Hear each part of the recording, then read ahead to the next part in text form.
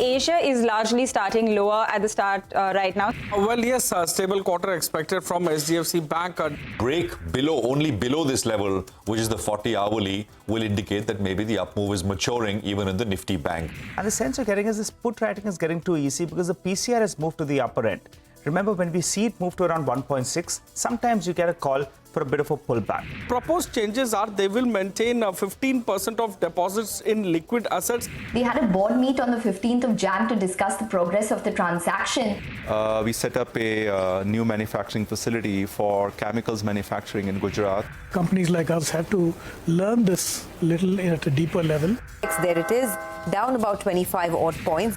The people who will benefit from Gen AI are the people who are creating the platform for Gen AI. Today, our let's say the utilization level at close to 50%. Each of our growth gems has to grow 5x in the next 5 to 7 years. In the green, but not by a whole lot. The Nifty is above 22,100. Provisions, year on year have seen a big decline from almost 199 crores. They've gone down to about 91 crores. And for the markets, Nifty is below that 22,000 mark as we speak.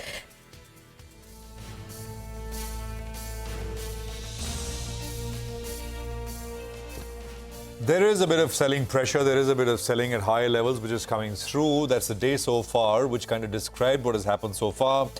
You're with us here on a fresh new edition of Closing Bell, coming to you live as always from the CNBC-TV18 Motilal Oswal studios. This is Closing Bell. I'm Prashant.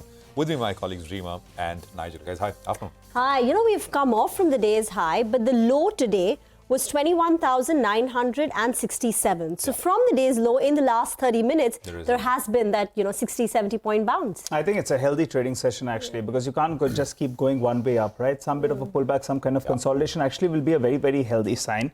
And in the last 30 minutes or so, you have the metal stocks that are moving higher because there is talk that China is going to push through another stimulus. We'll see how much of it comes through.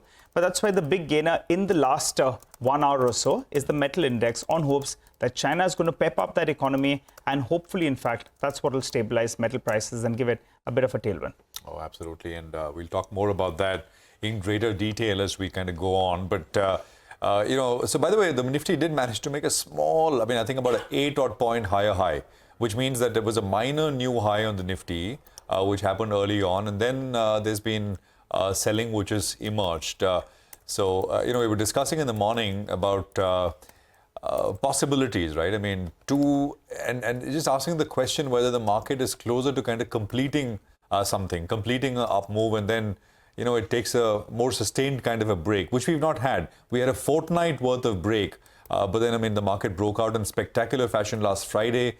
And then by yesterday's close in 2 days, it had added about 450 odd points. Anyway, the support, the very near-term support is again, the 40-hour exponential, which is 21,862. We didn't get to it this morning. We got, still a 100-point gap from the day's low in that level, but that's the closest support. Nifty Bank is holding is absolutely flat. But it's holding just above the falling trend line. So let's see how the close is here. Mid caps and small caps, the indices were down 1 and 1.25%, but there is a pullback, and they've basically cut their losses in half. Market breadth is sharply favoring decliners, and last I checked, it was almost 3:1 in favor of stocks which are down at this point in time. Very few sectors up, and actually I think only about 1 or 2, and across the board there is a fair sense of profit booking, which is out there on the screen. Reema. Well, Asia was also firmly lower today. So Hang Seng ends with a cut of more than 2%. You had a cut of about 1% plus on the Taiwanese markets, Korean markets. Europe right now is seeing losses to the tune of about 0.5%. So even the global backdrop is a bit subdued in today's trading session. The sectors which are weak, Realty sees a bit of profit taking after a 10-11% rally from the beginning of the year. So the Nifty Realty Index is your top sectoral loser. IT, after gains over the last 2 days, is down 1.3%, and Pharma too is giving up some of yesterday's big gains. On the gaining side, very few, but as you pointed out, it's metals which has had a spring in the step in the last 1 hour. Yeah, that's what, the hopes of China coming back to normalcy is something that is exciting some of those ferrous as well as non-ferrous players. But I think for the final hour of trade, we'll have to keep an eye out on the Nifty Financial Services Index. It has the weekly expiry that plays out, so that's going to be important. And HDFC Bank as well, ahead of its numbers, that's going to be the one that will move the Nifty Bank. So financials and banks will be the focal point for the next 60 minutes or so. But let's get in a quick technical call on the index and see how do you trade from here on. Yes, we're lower, but we've recovered a fair bit. Rahul Sharma joins us on the show. Hi, Rahul. Good afternoon and good to see you in. What's the view on the index? If you look at the PCR, you look at the FI positioning, you could look at the India VIX as well, which is creeping up a little bit. There may be signs that maybe some kind of consolidation would be par for the course. What's your view at current reckoning? Buy the dip? And if yes, what are the levels? Yeah, very good afternoon, Nigel. There's this saying that do not question your wife if she's out for shopping, and equally the bulls if they are bullish. The kind of dips, the way the dips have been bought into the last few sessions is testament to that fact. Now, there are some areas of the market which are screaming extremely overbought. Like, for example, the Nifty 500 index, the weekly RSI is at an 18-year high. The small cap and the mid cap indices, the monthly RSI are at 17-year high. So clearly, this market is, probably done with 95% of the move that was supposed to happen in this leg. In the last, 5%, we could very well head towards the 22,300, max 22,500 on the upside. So, we are very close to maturing this move. And the best thing to do is, unless these levels are achieved, dips like today, for example, the way Nifty bought the dip, we were down about 125 points at one point in time, and now the dip has been bought into. So it seems like as long as we are above the 21,700 mark, it should be a buy on dip market. 21,700 is a very strong technical support going into the last few days of January series. And on the upside, 22,300 to 22,500 is where we are expecting the Nifty to sort of, test or, the next challenge for the bulls. So it's a buy on dip market as long as this level gets sustained. And sectorally speaking, I think one sector which clearly looks very strong today is the metal index. Metals, back of developments happening in China, whatever the reason may be. But technically, this sector looks pretty solid. Risk reward is favorable.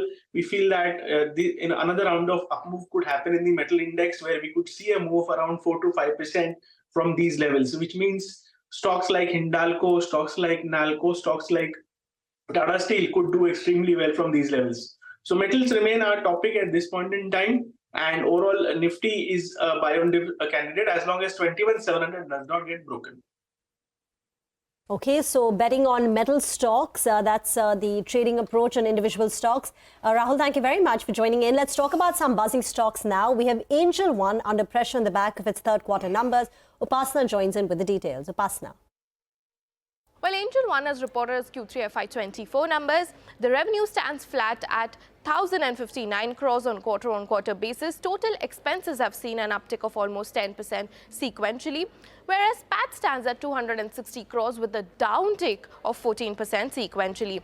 The company has recorded highest ever client additions with an uptick of almost 16.2% sequentially, taking the client base to 1.95 crores with a growth of 14% on quarter-on-quarter basis. The average daily turnover of the company has seen an uptick of almost 21.4% sequentially, and turnover market share on quarter-on-quarter basis of equity stands at 26.8% with an uptick of 62 basis points, F&O at 26.9 with an uptick of 62 basis points, and commodity clearly outshines at 58.8% with an uptick of almost 212 basis points. So all in all, revenue stands flat, the PAT is down, but the client additions continue to remain strong for the company.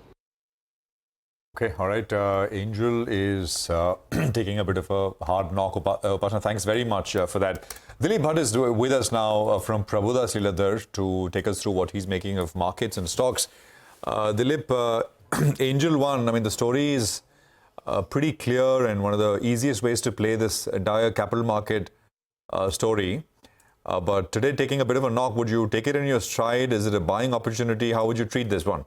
It's trading at about, depending on what earnings you use, but I looked at Bloomberg, it's trading at about 22.5 times F5 25 earnings.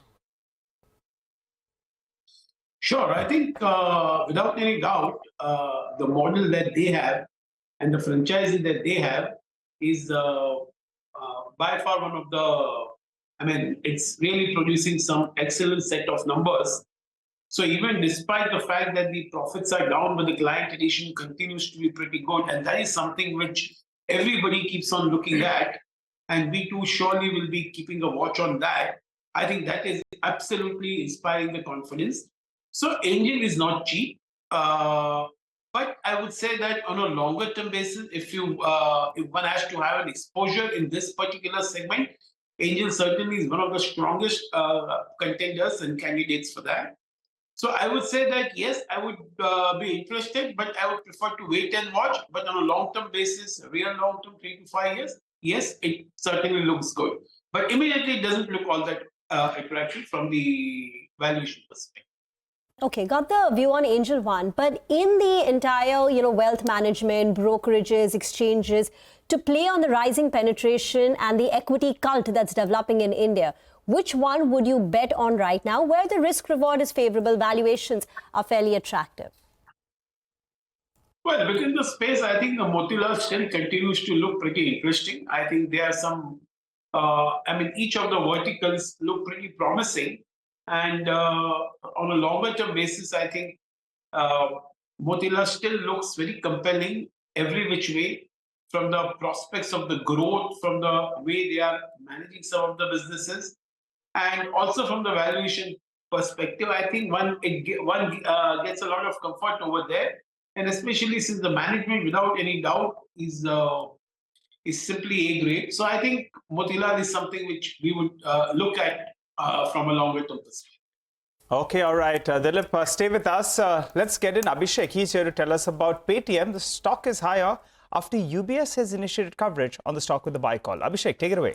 Well, Nigel, as you mentioned, UBS has initiated coverage on Paytm. They have given a buy recommendation, target price of 900 per share. They say that continued monetization and EBITDA break-even will drive the re-rating for the stock. So they expect 21% CAGR with respect to top line between FY24 to 28 for Paytm. So contribution margin has already improved to 55% of revenue, and EBITDA X of ESOP is turning positive for the company. So company would break even on EBITDA in FY25 and reach 20% EBITDA margin by FY28. So in terms of consensus, their estimate is anywhere between 8% to 14% on the higher side for FY26 to 28 numbers. So payment leader with strength across merchants and customers. And if you take a look at the valuation, they believe that Paytm is trading at a material discount to global and Indian internet peers with valuation of 18 times FY26 EV to EBITDA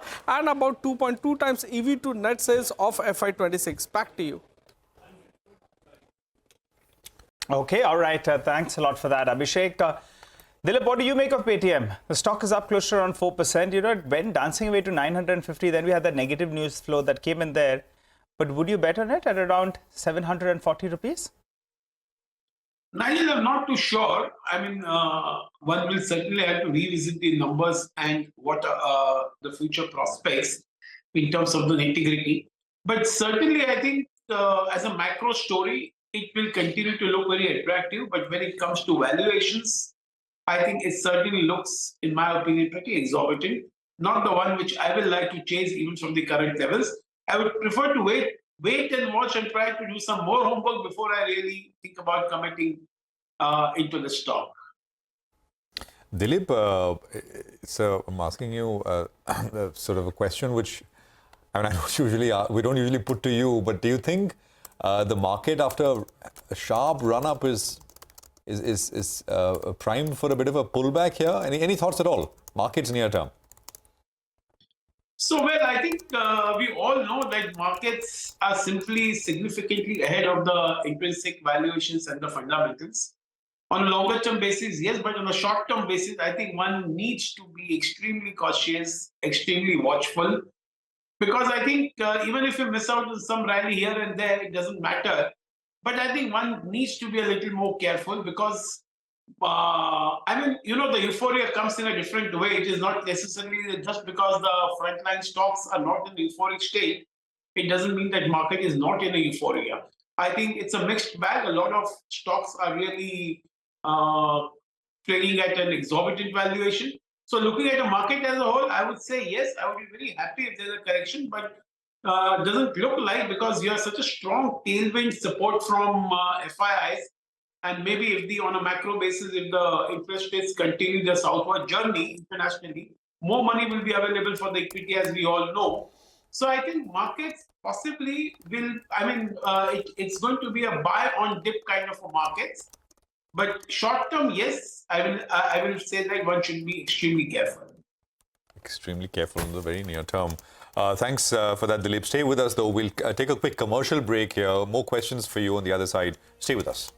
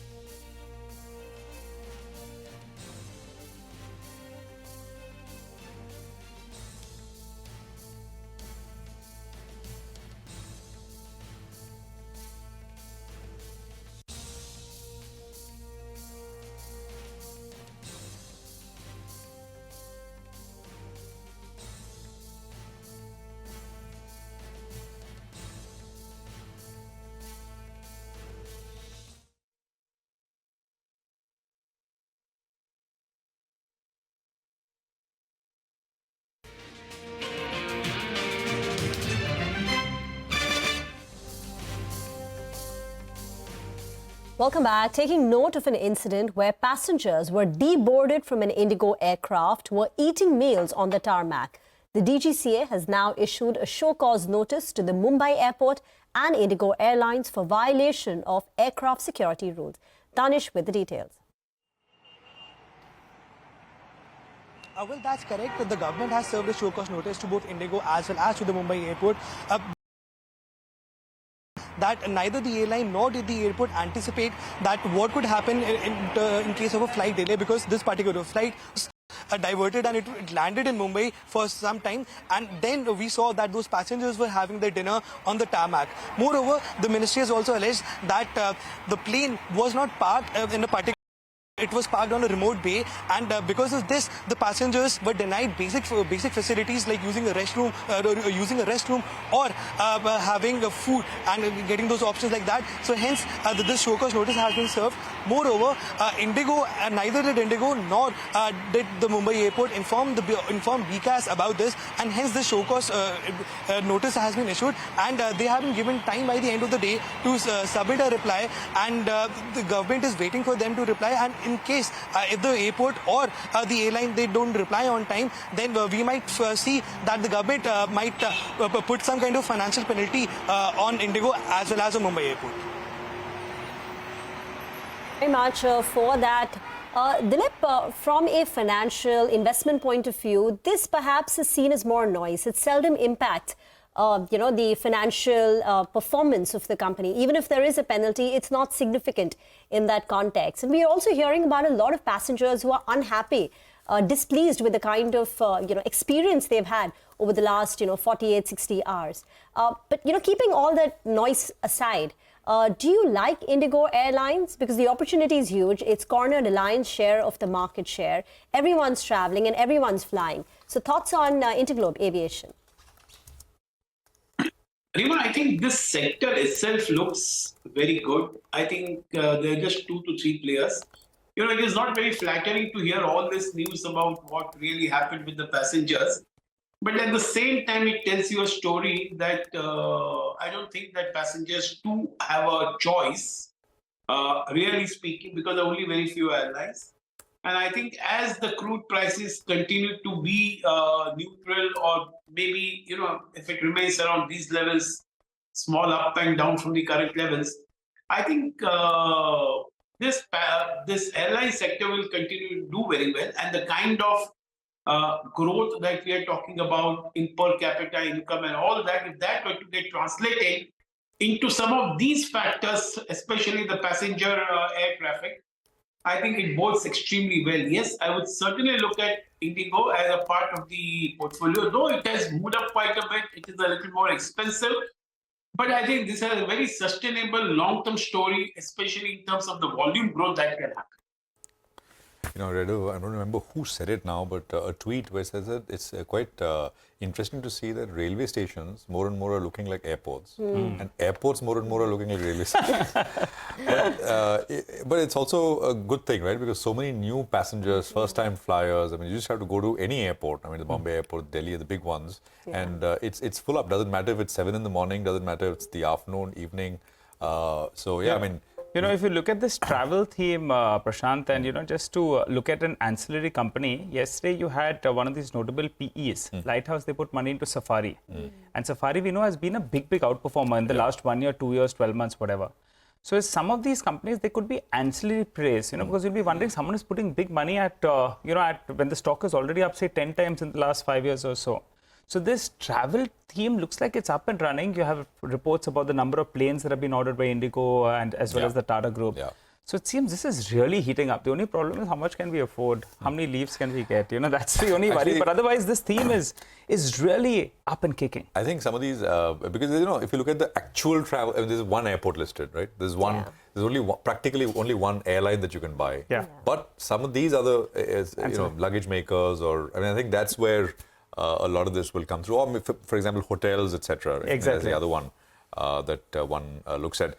Dilip, anything of any of the names apart from, of course, Indigo that you track, you like, you own? I think within the allied sectors, maybe VIP still looks pretty interesting, because that's one of the ancillary industry as you have an ancillary industry for auto. I think this is one of the industries which serves the travel segment. So VIP industry looks pretty interesting from the current levels. And I think that's a stock which still has a lot of potential, which can be unlocked in a big way. And I'm sure that some of these are being done. and I would say that I would pick up this particular one. And I think apart from that, hotels, of course, is a very well discovered story. But from here on, also, I think some of these hotels will also look, some of the stocks will look pretty good, because we find that even today the rates, the occupancy rates are pretty high, and the average rate still continues to be northwards, even if there is a non-season or an off-season. So I think this hotel industry, and within that, I would say something like hotels, or I would say Taj GVK, some of them look pretty good and interesting. Even East India Hotel looks pretty good from the prospects. Another travel play, though it's more for international travel, and that's BLS International, a company which provides visa and consular services. And yesterday, the company made an acquisition which is about 450 crore rupees when they went and acquired a Turkish-based visa consular services. The stock today is not doing anything. It's down close to about 0.25%. But in the last 1 year, the stock has seen a rally of 135%. The company has been talking about making acquisitions, expand in size. They had ample cash of more than 700 crore rupees on the books. And now using those internal accruals, the company has bought in Turkish visa and consular services. So, exactly like exactly the same business model as the company, but it only, increases their scale for 450 crore rupees. Another one, Federal Bank is trading lower after a slippage spike in the third quarter. Abhishek is here with the details. Abhishek.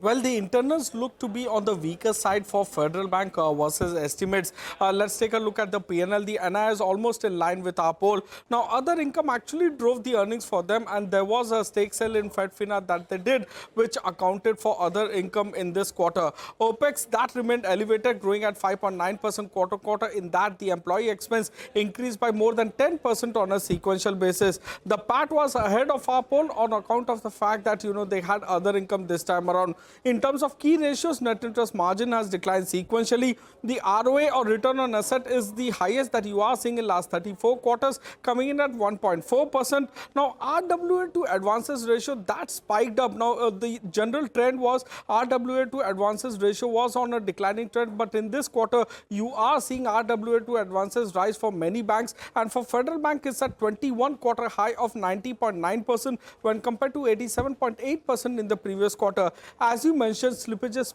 spiked on a sequential basis. So slippages have come in at 496 crore versus 373 crore in the previous quarter. Gross NPA and net NPA in absolute value have increased more than 4% quarter-on-quarter. And for the first time in last 14 quarters, you are seeing a spike in gross NPA ratio. That is, sequentially, gross NPA ratio has inched up for the first time in last 14 quarters, coming in at 2.29% when compared to 2.26% in the previous quarter. Net NPA ratio has remained flat on a sequential basis at 0.64%. Back to you. Okay, all right, Abhishek, thanks very much for that. That's Federal Bank. And of course, a little later, Abhishek will come back and tell us about what to expect from HDFC Bank. That's, of course, a little after market hours today. Amit Gupta is Senior Vice President and Fund Manager at ICICI Securities. He's ICICI Securities PMS. He's joining us to take some questions. Amit, good to have you with us here. I just want to start very briefly with a very quick sort of near-term Nifty kind of view. We had Dilip Bhatt earlier who was telling us that in the near term he'd be extremely cautious. Is that a view you share from an overall market perspective, or are you pretty okay? So as I said last time, the market actually has remained cautious from even 18,000 levels. So I still remember that even that time when the S&P had come down to the pre-pandemic levels, we were still, 5,000, 6,000 points higher than the pre-pandemic. So that cautious,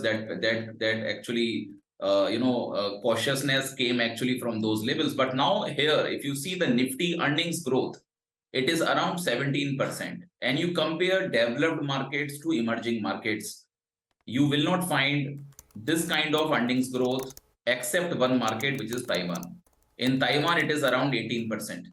But unfortunately, because of the China, moving into Taiwan, we have seen the foreign institutions, they have kept themselves away from that market. So its P is around 16, but our P is around 20, but PG is around 1.25. So this is where India is still attracting the flows. It's very important because US PEG is around 1.65. So that means if somebody says that interest rates are going to cut in US and US markets can start outperforming, but India is still attractively valued from that perspective. And this is where I think this kind of move has continued. Yes, it is a little sharp, no doubt about this. We have spent 2 years around 17,000, and now within 1 or 2 months, we have moved up by almost 2,000 points. So obviously, this move has been a little more sharp. But I think there are still opportunities in the market. If you can capture low price to earning and earnings growth of around 20-25%, you can capture this in those stocks which are coming out after long consolidation. This is where I think one needs to focus now in the portfolio buildup. Okay, all right. Hi, Amit. Good to see you in. Nigel on this side. By the way, at the bottom of your screen, you have GQG, the big fund out there. They've gone ahead and increased stake in ITC. Last few days, you've been hearing some buzz about them putting in some money, but this is official, so we'll go with that. That's on the BSE. They've increased stake in ITC by close to around 1.2% over the past quarter or so. But Amit, you know, just before you got on the show, we were talking about how the rush at railways, at airports, maybe both are looking like each other, railways looking like airports, airports looking like railways. That discussion for another day. But how do you place this theme? I recall you're like a couple of hotel companies, Lemon Tree, if I'm not mistaken. Tell us, what's your view? So yes, I mean, the infrastructure is definitely coming up, but I think the domestic tourism focus of the government, I think from Ayodhya to Varanasi, even if you look at Jammu and Kashmir, we have heard the Jammu and Kashmir economy is now has started growing by double digit, almost 40-45 hotels. Maybe they are actually going forward there. I mean, you look at Navi Mumbai now. So after the new bridge and the airport now, you will start seeing the hotels, the new hotels also coming up actually in Navi Mumbai. So the luxury segments were doing good. They are still doing good. But I think the mid-size segment, if you have a limited players listed, so that is a growing theme. So Lemon Tree, if you see the revenue CAGR of this particular hotel, it is growing by 23%. Even EBITDA is growing in excess of 22%, which is much higher in comparison to other hotels. I understand there is some debt in the books of around 1,600 crore something. But if they are increasing the tariff rates, you have seen the average room rate has increased by 17% now. If it is happening like this, they will be able to pay off the debt. And I think the market is giving that kind of move to the stock now itself. It will not wait for the complete debt to be paid off. And this is where the stories are coming out now. So this is one thing, one story which is part of our portfolio. And we have a good size of holdings actually there. Amit, afternoon. Even telecom is a space that you like. Now, there are very few direct telecom plays. You know, there's Bharti Airtel, there's maybe an Indus Stars, a Tata Communication. Which ones are you geared towards? And tell us what would be the key catalyst? And especially your own estimate on that tariff hike or a price hike. When do you think that's forthcoming? So I think the last tariff hike in telecom came in September 2021 in the prepaid space, which is a major part of the revenues of the telecom companies. So now we expect that post-elections, it is possible because it also impacts the inflation. So it is possible post-elections, you will start seeing some kind of tariff hike now. And our tariffs, as you know, they are already one of the lowest in the world. So $2 per month that they are paying, and the other countries, easily they are available at $6 per month or higher. So it is expected that 1.5 times of tariff rate increase in the telecom space in the coming 4 or 5 years is going to happen now. And this is where the average revenue per user of the telecom companies, which has already started getting some acceleration, I think it will happen more. So Bharti Airtel, which has crossed 200, it will remain the top bet actually in our portfolio. And you are seeing now, so the stock has recovered actually very fast from 1,000 now. And we believe going forward, almost 400 billion rupees of free cash flows are expected in this particular stock. And this is where I think once your 5G capex is already built in, and if you start showing that kind of tariff rate increase, the revenue obviously will get a much higher impact. And then the next is 5G applications by the various industries. That is still awaited, but that can be a good trigger actually going ahead. Amit, Angel is selling off. I mean, actually, I just looked at IIFL Securities. That is down about 7.5% as well. Any thoughts on these names? So you're talking about the broking companies? Broking companies, yes. So I think, see, as per the capital markets, if you are seeing now, I think the market is getting more broad. The cash volumes are going to increase. So my sense is the capital market, participants, they are going to do much better going ahead. And you are getting events now. So near events, you see the further increase in the volumes. So we have Indian election, then we have US elections, and then you may have a scenario of interest rate cut also. And this is where I think when you have events, the market platform is looking good. And also, if you look at the macro perspective, when the dollar is weaker, when dollar index is still reeling around 101, the crude is lower because they have opened Venezuela. It is good for emerging markets like India. And this is where I think more stories can come up across the sectors. And this is where more research is also required. And I think these companies can do better going forward who are in the capital market space now. All right, Amit, final question before we let you go. BHEL, people have been saying the rally is done at 100, 150, 180, 200, lifting up its back, double century.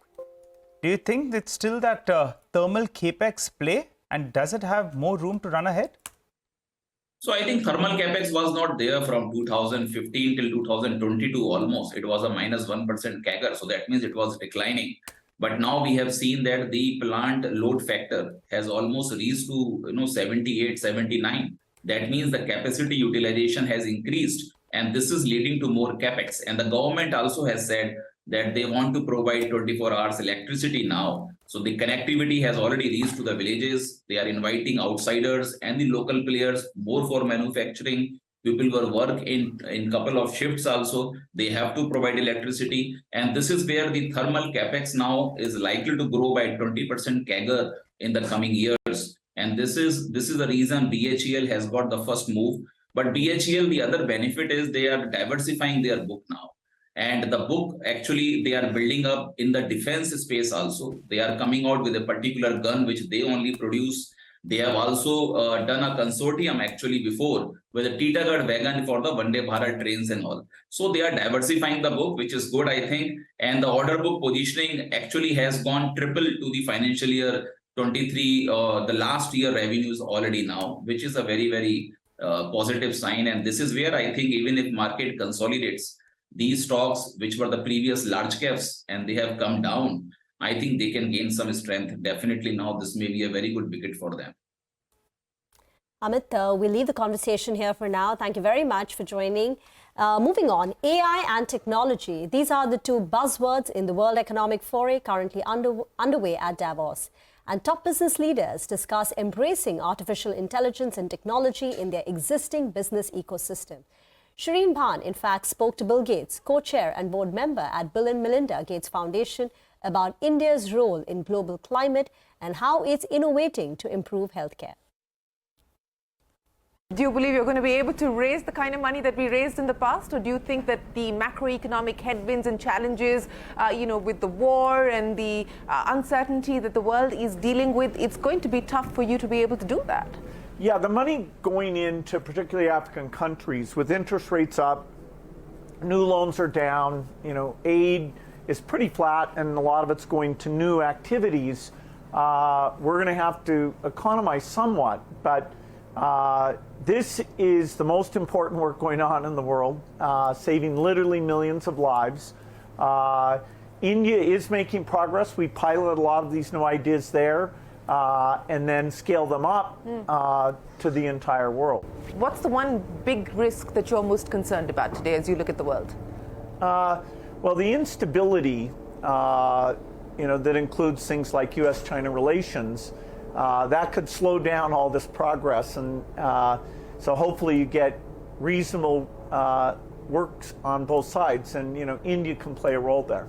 What role do you believe India can play there? Well, India's, setting an example. India works both with China and the United States. And we saw at the G20, it was very constructive to turn the attention to win-win relationships.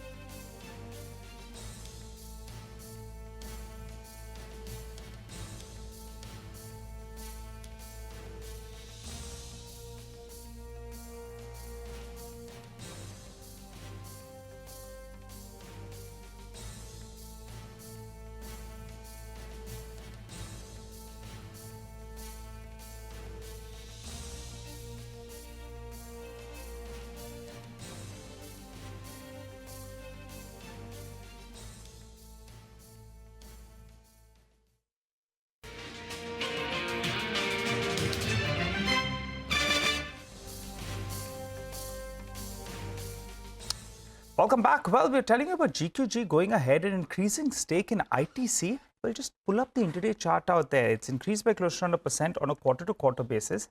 It seems, the street likes that quite a bit because that one has spiked up to the high point of the day. It's definitely having an impact on the Nifty as well because that's a larger weight in there, so helping the Nifty a little bit. But as promised, it's time for our special segment, D-Street Chatter. Nimesh joins us to fill us in with what is he picking up. Nimesh, well, a bit of a wobbly day, but I think it's a healthy day, right? Every day you can't just come in there to bat and the markets go up. Oh, absolutely. So, you rightly pointed out a bit of a choppy day of trade, but again, there are first signs of some bit of profit booking in the broader markets. The index is on 0.5%, but a lot of cracks are visible in the broader markets, in the mid-cap and small-cap space. But again, contrary to the screen, today the feedback is there is buying, or maybe there are buy flows at FIDs. In fact, there's going to be a small market at close buying as well, especially in the Nifty names at leading FIDs. So maybe that will show up in some of the Nifty stocks as well in today's trade. But again, the sector seems to be clearly the PSUs. Today is a day for the oil PSUs to do well. Yesterday, ONGC was part of my chart list, a lot of interest as well in ONGC as well. But the OMCs are buzzing in trade today. In fact, Citi has put out a note today and has put out a positive catalyst as well on BPCL. So OMCs are doing good. And we saw in the last one and a half hour of trade some bit of short covering in the metal names as well on the back of the news of a further stimulus from China. So metals could be an interesting thing to track going forward. But from a flow perspective, while the screen is looking weak, there is buying flow and especially small MOC as well in the Nifty names today. Nimish, in terms of individual names, what's on your list today? Aviation. So in terms of individual stocks, the first stock on my list is Polycab. It's been in the news for the last many days. For the last 2 days, though, you've seen a bit of recovery as well. The stock is up almost 6-7% from the lows what we saw 2-3 days back. Looks like some bit of institutional interest is back. I understand a leading domestic mutual fund is a buyer for the last 2 days. So all eyes will be on the earnings on 18. But I guess there are a lot of questions which needs to be answered by the management on the call in 18. So that's something to track very closely. The second name is BSE. It's only listed in NSE, but if you look at the chart, it's been consolidating with a negative bias. Looks like there was some selling pressure going on. A large part of the selling seems to be largely over, is what I understand in BSE as well in the last many days. The third stock is Jupiter Wagon, buzzing in trade today, but recently the company raised funds by QIP as well. Now I understand there's going to be a large block in Jupiter Wagons very soon, so that is something to track there. And the last is bunch of the IT names, both TCS and Infosys. Within the large cap Nifty names, these are the two names where there is buying, which is back in the IT stocks from the larger institutions.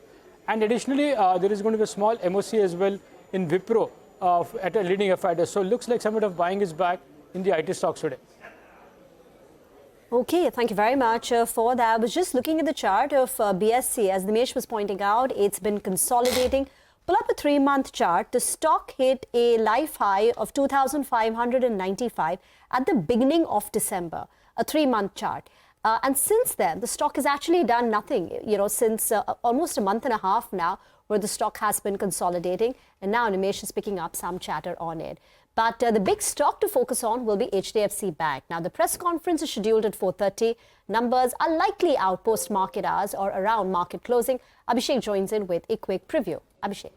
Well, it's expected to be a mixed quarter for HDFC Bank, but largely on the good side or positive side. They have already given the business update, wherein the advances growth has been close to 4.9% sequentially, and that's led to sharp improvement in credit to deposit ratio. So the key thing to watch is that the net interest margin may remain stable on a sequential basis. Nomura expects our net interest margin of 3.4% when compared to 3.4% in the previous quarter. In terms of slippages estimate, Jefferies has estimated slippages of 6,300 crore. Morgan Stanley has 6,500 crore. Remember that in the previous quarter, it was at around 7,800 crore. So slippages could decline on a sequential basis, which could mean the asset quality would largely remain stable or improve on a sequential basis. In previous quarter, gross NPA ratio was at 1.34%. Now, what can impact the bottom line is the tax that they have to pay on account of the merger with HDFC Limited. So that tax outgo could be on the higher side. That could dent the earnings momentum on a sequential basis. Credit costs to remain stable on a sequential basis. We cannot compare YOY numbers because HDFC Limited is now merged with HDFC Bank. Hence, sequentially or quarter-on-quarter, NI is expected to grow at 6.2%, while profit is expected to decline by 1.8%. Back to you. Okay, all right. Thanks a lot for that. And remember, you can catch the management commentary today at 4:30 p.m. only on CNBC TV18. Okay, all right. Well, the markets have not moved too much since the last time we spoke to Rahul, but let's get Rahul Sharma back on the show. Rahul, what do you make of it? Today's session, first of all, if you had a position, would you square it off? And also, you have a fresh couple of calls. Please fill us in with that.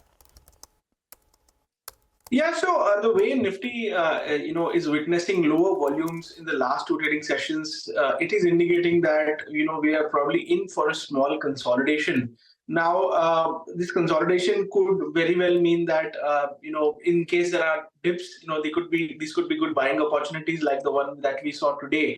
And structurally, as long as we are above the 21,700 mark, I don't think so there should be a concern, unless and until there is any major change in the other factors like India VIX or things like that.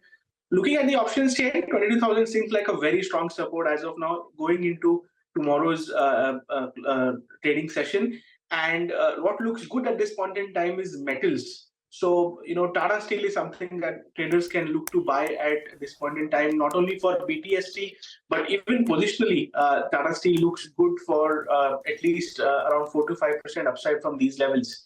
So, target of around 140 to 145 and can be bought with today's low stop loss of 134. So Tata Steel is our top pick going into tomorrow's session. We feel that metals should outperform from these levels. Thank you very much for that. We'll slip into a very short break with the news that the Nifty is holding above 22,000, but it is a cut of about 69 points on the Nifty. Sensex down 200 points. Jay Bala from Cash the Chaos joins in on the other side.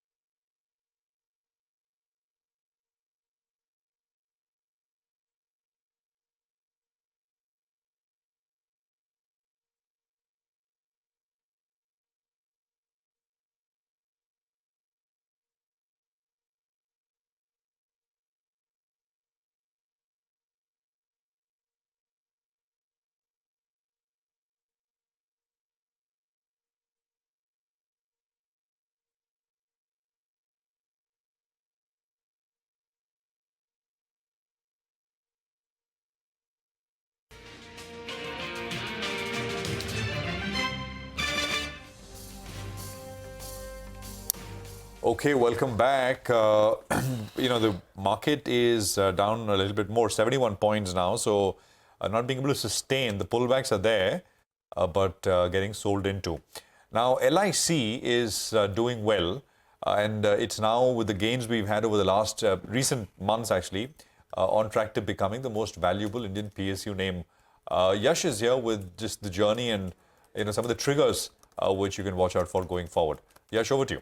Well, Prashant, as you rightly mentioned, the headline is, of course, that LIC is on its way to become the most valuable government company in the country. Right now, that title is with SBI, which has a market cap of about 5.72 lakh crore. LIC is almost there at about 5.7 lakh crore rupees. As far as today's day is concerned, with the kind of up move that we've seen in the recent past, it's crossed two important points today. 867 rupees a share, which was the listing price on May 17, 2022. And the second point crossed is 889 a share, which was the price at which shares were allotted to policy holders during the IPO. Now, as far as stock move is concerned, it's on heavy volumes, it's on strong volumes, 4 times 10-day average volume, the move that happens today. And the next two important price points, the next one will be 904 rupees a share, which was the price at which retail shareholders were allotted shares, and 949, which was the OG IPO price as far as LIC is concerned. The stock is up 10% this week itself, about 70% in this year. Now, there are 4 important reasons as far as this particular up move in the stock price is concerned. One is this whole chatter about a completely new and revamped digital strategy at LIC. Of course, the chairman has spoken about it. It's a new app which is, of course, in the works as well, through which onboarding, service and claims of all policies will happen. New product launches as far as the non-par segment is concerned. That pipeline is the second reason. Third one, dispensation as far as stake dilution is concerned. Government has given time till May 2032 for any further stake dilution as far as the counter itself is concerned. And the fourth one is the most recent one. That was the income tax refund of about 25,000 crore rupees. That also added a lot of value as far as the stock move is concerned. 2 important things to track when we talk about all these positives. The first one is that there is a very low public float as far as the company is concerned, just about 3.5%. And the second one, and more important one, the results as far as LIC are concerned, they are yet to show any material improvement so far. Okay, thank you very much for that insightful takeaway. Jay Bala from cashthekiosk.com joins in now. Jay, after 2 days of a breathtaking rally, today there is a bit of profit taking. How would you assess today's trading session? What would your key takeaways be? Yeah, hi, Rima. Thanks for having me on the show. See, the markets are still on an amber alert, and I'm looking for a trend change to come through. The markets are looking stretched and a bit exhausted, but the markets are comfortably above significant critical supports. So, while we are on alert, we just want to market to confirm by going below critical supports. Until that point, we'll consider the market as still up, but with a lot of caution, which has been our view for the last couple of weeks. Okay, all right. Jay, what about, give us a couple of stock calls first up, in case we run out of time. I believe you have a view on Atul Auto, which has, as is, been one of the big outperformers. But you also have a bullish call coming in on UPL. That's been one of the big underperformers of 2023. That's right, and you're spot on there. First, let me take on Atul Auto. Today's move is it doesn't look like a one-day flash. It's probably likely to continue. Of the 2 picks that I have, Atul is much stronger than the chemical stock UPL. So the stop loss below 533 and objective close to 750 is what I'm looking at in Atul Auto. Before I came onto the show, it was a little bit lower. Probably it's locked in 10% circuit now. And the other one is, as you rightly pointed out, and even as I mentioned a few weeks back, most of the chemical names are say doing nothing much near the lows, and they've been underperformers. But right now, many names like UPL and SRFL are showing some signs of revival. So don't be too aggressive. Yes, it's just an early signal here. As long as UPL can stay above 540, there's an objective possibility to 640. But don't leverage. Keep it small and in cash. Okay, Atul Auto and UPL are the 2 stock calls. Jay, hi, afternoon. from the last time that we spoke, I think IT, so last Friday was that 5% big day for IT, and then yesterday also we got that 2% move. What's changed here, and are there any trades within the IT services space?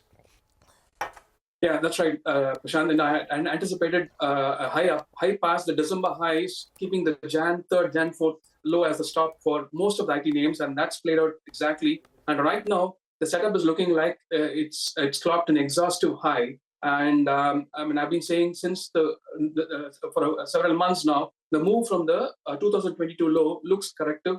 And if the IT index were to drop below 34,200, that will be bringing in a bearish tilt to IT stocks. And TCS critical level is 3680.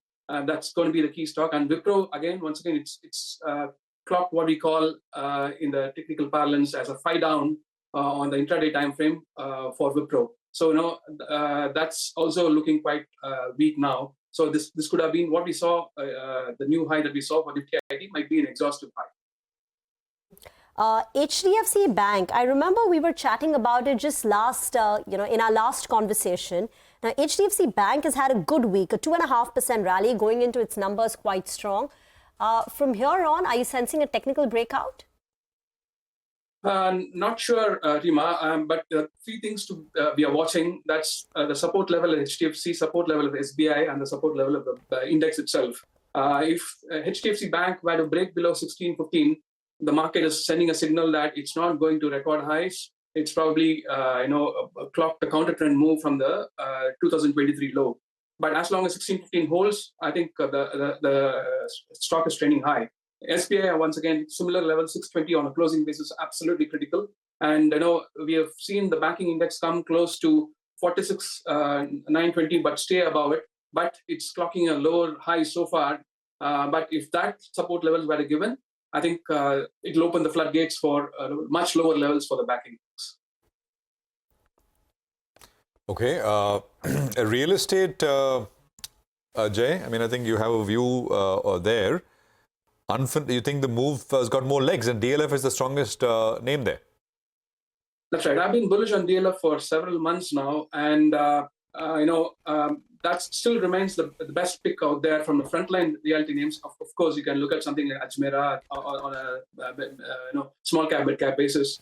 They're also looking strong, but in the frontline, DLF is the strongest, and I had expected a move towards 820 on the Nifty realty index, and it's overthrown that, and it looks like it's pushing towards 930.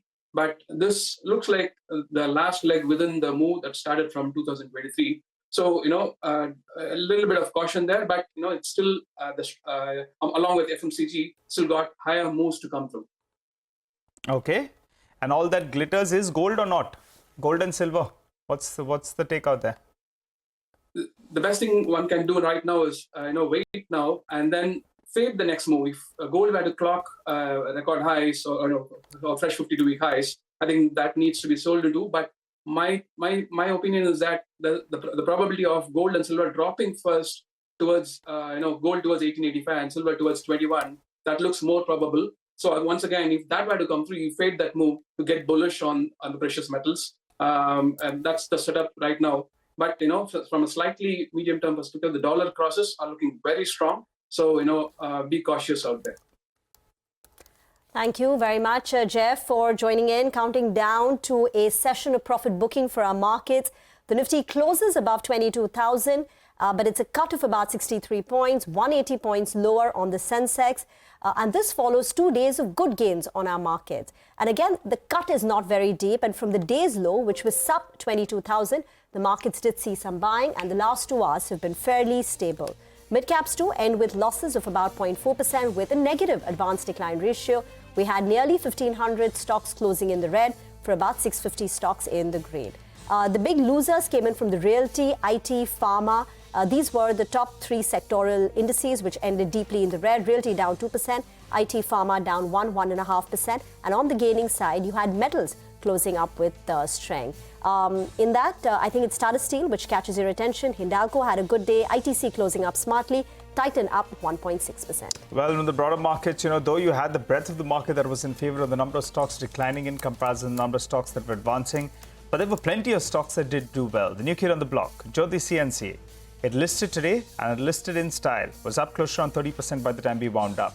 Then some of these PSU themes, well, they did well yet again. ITI, IRFC, both of them up 10 to around 15% odd.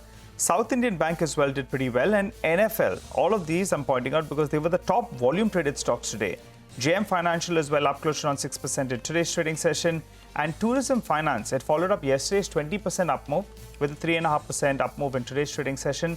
And Nalco, they're going in search of lithium in Argentina. Well, the street liked that. So that stock as well was up and about in today's trade. On the flip side, you had a few stocks that were under pressure. JP Associates was down in trade. Geo Financial Services was a little bit under the weather. And you had Vodafone Idea as well that pulled back close to around 5%. Absolutely. I mean, so more red than green today is one of those days. Of course, I mean, we are wrapping up today's session, but very soon after this, you will have the big daddy of banking, HDFC Bank, which will report numbers, which I think should set the course, at least in the very near term, for the markets from here. So that's, I think, the bell which has gone off. And we'll end at about just above 22,000 on the Nifty in terms of trade. Market breadth sharply in the red, as we've been pointing out for the last couple of hours. I think it's a wrap on this edition of Closing Bell from all of us here. It's goodbye. Thanks very much for staying with us. Markets forward, though, will come up in just a bit. We'll take up all the action forward.